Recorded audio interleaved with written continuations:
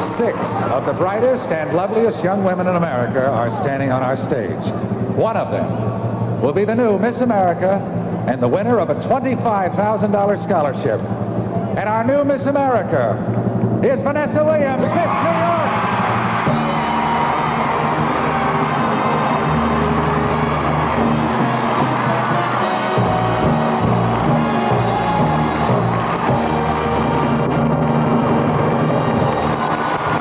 I certainly knew that I was talented and smart enough to do an interview and, and be bright. And I knew I had, stage presence. But the reality of the situation, I had no idea how big of a deal it was. I hope to do the best job I can to well represent America, to represent every person in America, no matter what race or creed or color they are. It was never something that we dreamed she'd do, accomplish, want to be involved with, or anything. It was a surprise. Vanessa had been taught, once you go for something, do your best. And she did, and it happened. As you all know, the Miss America pageant has asked for me to resign as Miss America 1984. Now is the time for my response. First, I want to tell you about the circumstances surrounding my activity during the summer of 1982 that has been the center of this tragic and painful controversy. In May of 1982, after completing my freshman year at Syracuse University, I returned home to Millwood, New York, and began looking for a summer job. I was looking in a local newspaper and saw an advertisement for models wanted. The photos were all portraits, and none of them have appeared in Penthouse magazine. I never consented to the use of any of these photographs by Tom Chappelle or anyone else.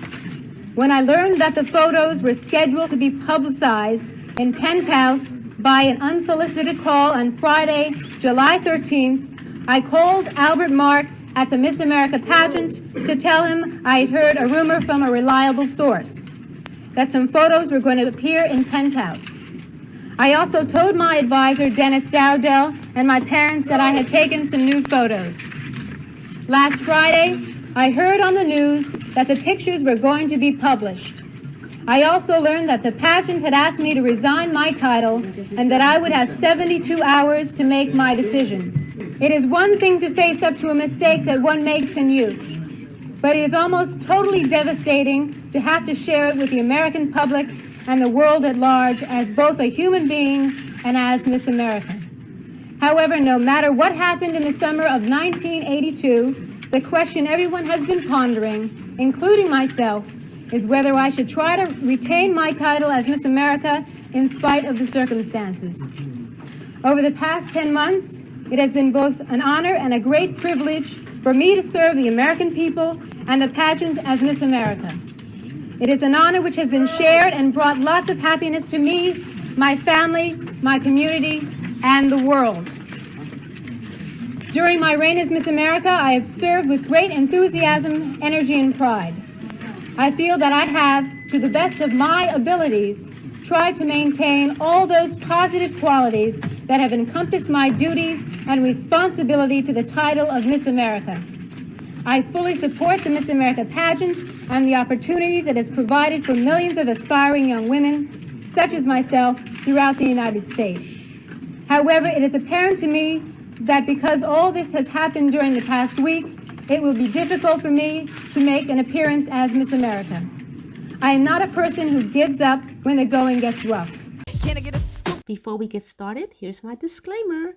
The views and opinions expressed on Sheen McCabe Entertainment YouTube channel are for entertainment purposes only. All commentary is alleged. So sit back, relax, get your cup of tea, your cup of coffee, and just enjoy yourself. Enjoy yourself. Enjoy yourself for me. My love for Vanessa, by the man who rescued her from Penthouse scandal. The man who was hired to rebuild Vanessa Williams' shattered image has spoken for the first time about the love that has grown between him and the former Miss America. Ramon Hervey, a tall, bearded public relations counsel from Chicago, was asked by Vanessa's lawyer to help salvage her professional future after the Penthouse magazine photo scandal stripped her of her crown. But what began as a workaday assignment for Hervey, 33, has now turned to love. She is beautiful, says Hervey. She is strong, thoughtful, articulate, intelligent, and very appreciative. We have a very bright future together. We are very happy with each other. Hervey and Vanessa have become New York's newest in couple, strolling the streets of Manhattan hand in hand and partying at the city's newest top celeb spots like Limelight and the Red Parrot. I first met her on the Saturday before she held a conference to announce she was giving up her crown, recalls Hervey. I had just flown in from LA and I said, I am Ramon and here is what I am here to do. I did not think of her as a person. I had no first impressions at all. She could have been a vacuum cleaner as far as I was concerned. I had a job to do. That first week, we talked from morning till night, and I had about 4 hours sleep. It was work, work, work. After the press conference, I began to look at her as a person. But there was no specific moment when I knew that something had happened. It just evolved. Our relationship began as purely professional. When we were together that first week, it was all business. But now, we have genuine feelings for each other. It is based on trust and confidence. Vanessa told an interviewer, being with Ramon has made me realize that I need a strong man with a clear sense of himself. A man strong enough to set my mind straight when I get off the track. I tend to act before I think. Ramon makes me stop and reason things out. Yet, he leaves me free. We're very close, but we're separate individuals too. It's the first time I've been with a really independent man. I've always been the more independent one. It's a little frightening, but it's exciting too. I feel as if I'm growing up very fast. Hervey says he feels Vanessa was duped over the nude photos. She is a trusting person, and that is why all this happened in the first place, he explains. She trusted someone and was let down. Hervey, a former flight steward, has his own public relations company. His clients include Bette Midler, Rick James, and the rock group Crosby, Stills, and Nash. I don't believe notoriety equates with success, he says. There are so many intangibles. But Vanessa is getting a lot of offers for Broadway and movies. We will have to wait and see whether the public will sustain the support they have shown. I really don't know if she would have been better off professionally had those pictures never been published or not. And now we're going to take a look at how Vanessa's hometown rallies behind their queen. Vanessa's hometown of Millwood, New York, population 2,400, has rallied behind the sultry beauty queen. Visitors to the town are greeted by a hand-painted sign with a large red heart nailed to a tree at the corner of a shopping mall. It reads, Millwood, New York, loves Vanessa, with or without her crown. I love the kid, says Phil Stewart, a theater instructor at Horace Greeley High School in Chappaqua, where Vanessa went to school. She was a natural leader. She always set the example that other kids wanted to emulate. She was always good-natured and very trusting. If she sensed that she could trust you, she would go along with you.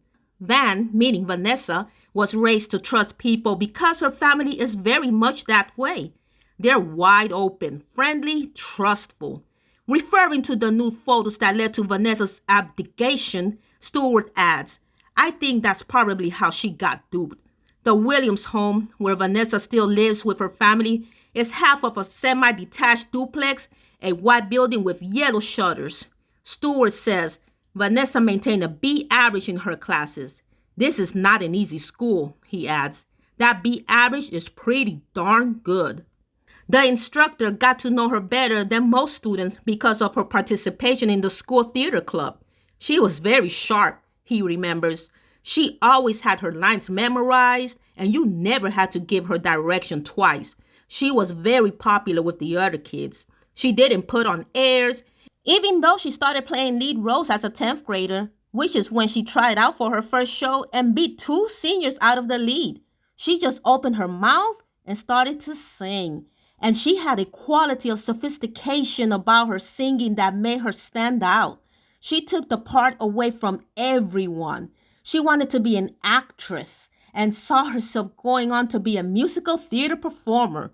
I told her she was good enough to be in a Broadway musical as soon as she graduated. The question was whether she would be content with the chorus line. While a student, Vanessa worked often as a babysitter and held summer jobs with a polling organization. She also taught dancing and worked as a receptionist for Tom Chappell, the photographer who took the nude pictures published in Penthouse. She hadn't really expected to win Miss America, Stewart says. She just did it for the scholarship money so she could go on to Syracuse University.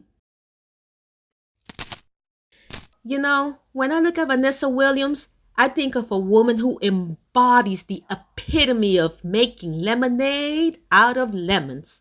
And allow me to be absolutely clear about this, people.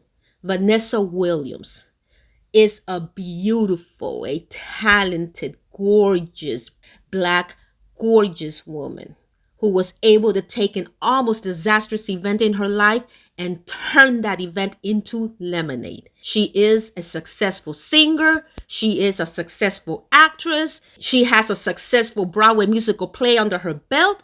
And yes, she is also a successful mother. Now, with that said, and this may blow your mind, but it's the truth. Vanessa Williams could have been bigger than, wait for it, Madonna.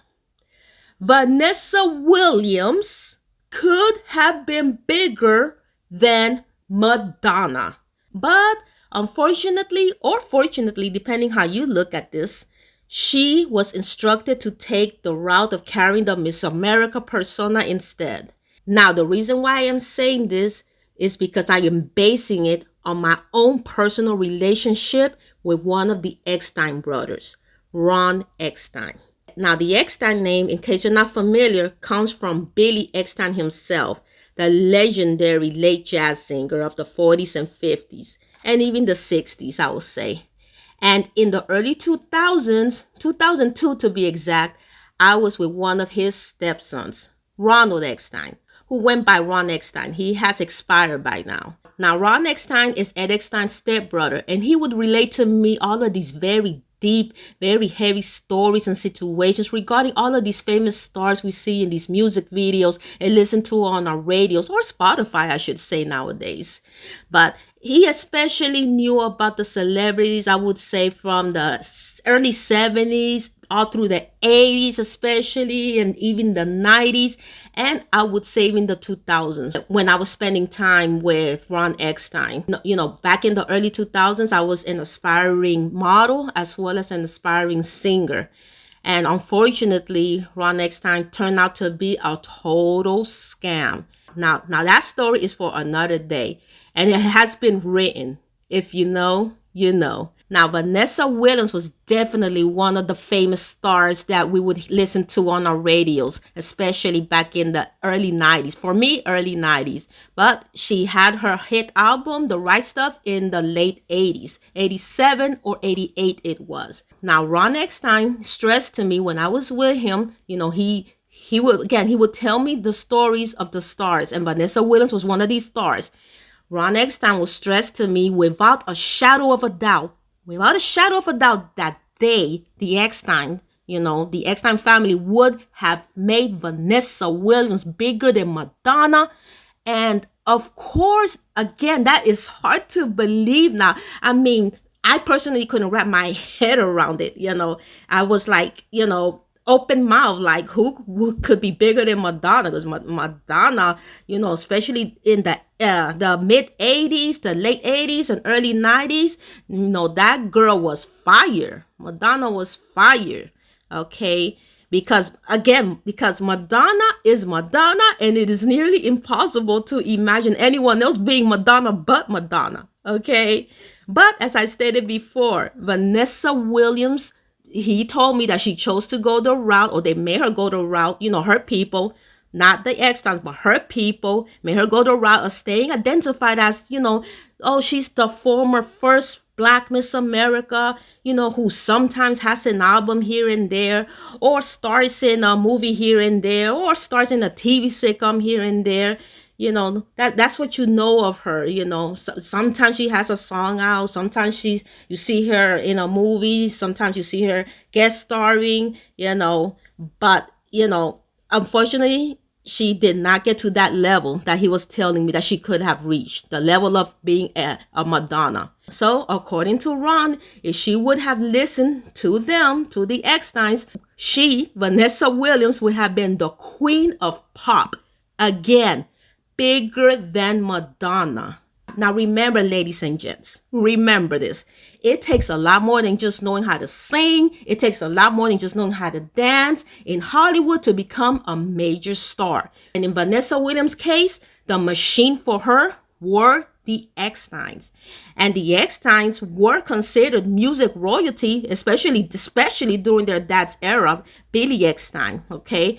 Billy Eckstein, again, he is the iconic jazz singer of the 40s and 50s and 60s.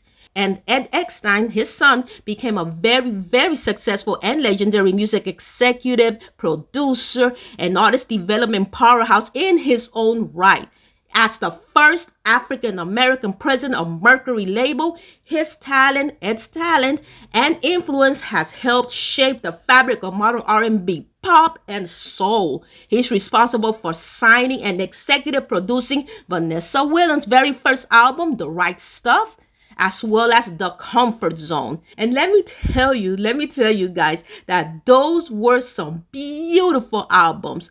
Vanessa's albums, they were so beautiful when music was still music. You can't tell me, come on, you can't tell me you don't feel something, and I mean something good, when you hear songs like The Right Stuff, songs like Dreaming, hoping, baby, you will be there, and especially Save the Best for Last. Now, that is one iconic song that still stands strong to this day. Now, I remember being around 13 or 14 years old when that amazing song, The Best for Last, debuted on MTV and VH1 and all of those cable channels that used to play music. And one of my most personal favorites, I would say, is Vanessa Williams' Love Is. Oh my God, how I love that gorgeous, beautiful, romantic song. They say it's a rhythm and it circles the earth. Oh, I love it. It was a time when record labels really took their time with their artists, really took their time with lyrics, writing lyrics, creating melodies, and making sure that the song is ready, that the song is, lack of a better word, a song, a real song before it's released to the public. Okay, not microwavable songs that we get nowadays. Okay, popular one week and out the next week. In other words, ladies and gents, the Eckstein family, these are not your regular Joe Blows here. At least Ed Eckstein wasn't. Ron, unfortunately, did not meet expectations. He had his issues. He didn't really have the kind of juice that his stepbrother Ed Eckstein had in the music industry. Let me say that much. And Ed Eckstein, as the president of Mercury Labels, he is very much responsible for the soundtrack of our lives, just as Quincy Jones, just as Clive Davis and Berry Gordy are, with their remarkable talents. Now, just as I said regarding Lisa Bonet and her decision to stand back for a while, with this Hollywood fame stuff to get her peace of mind in check, I would say the same thing for Vanessa Williams. If choosing to remain in the Miss America lane and raise a beautiful family and be a wife and be a mother and do her instead, if that's what she really wanted to do, to get her peace of mind, then so be it. I'll take happiness and I'll take a peace of mind over money and fame any day. This is She McKay, here to make your day.